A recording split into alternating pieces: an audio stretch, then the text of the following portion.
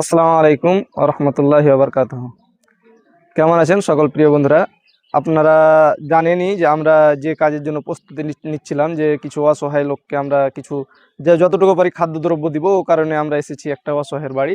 আপনারা আসেন এবং দেখেন আমরা কি কি করছি, আমাদের সাথে থাকেন।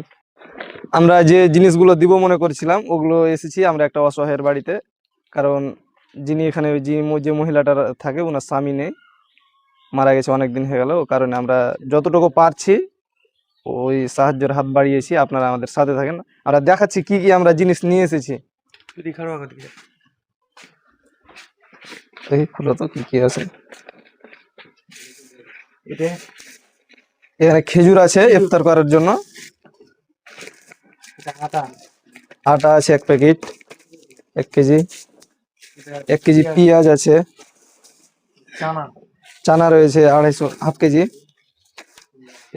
তেল রয়েছে 500, চিনি রয়েছে হাফ কেজি, চালের প্যাকেট রয়েছে 5 কেজি চালের প্যাকেট রয়েছে, এবং ডাল রয়েছে 250, একটা লবণের প্যাকেট, এবং হলদি, মশলা, রসুন, জিরা। আমরা যতটা চেষ্টা করেছি, আমরা এটাই মনে করেছি যে আমরা যে অসহায়টাকে দিব উনি যেন ওনার যেন 10 দিনকার জন্য হয়, বা 8 দিন 10 দিনকার যেন হয়।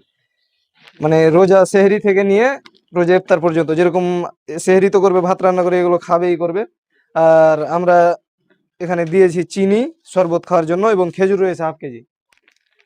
তো আপনাদের কাছে এটাই অনুরোধ প্রিয় বন্ধুরা, যে আপনারা, আমাদের তো একার পক্ষে এটা করা সম্ভব নয়, আপনাদের হেল্প নিয়ে আমরা করছি।